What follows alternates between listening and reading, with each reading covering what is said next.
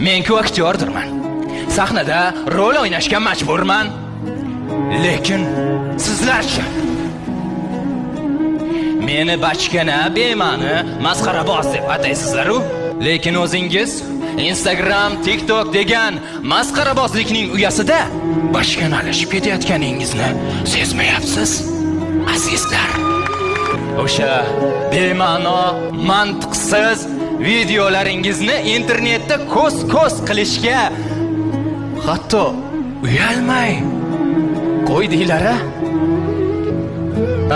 Qo'sh tirnoq ichidagi jonli efirlaringizni-ku aytmasa ham bo'ladi. Oldingizda men ham masxaraboz bo'lmay qoldim. Chunki mendan o'zib ketdingiz.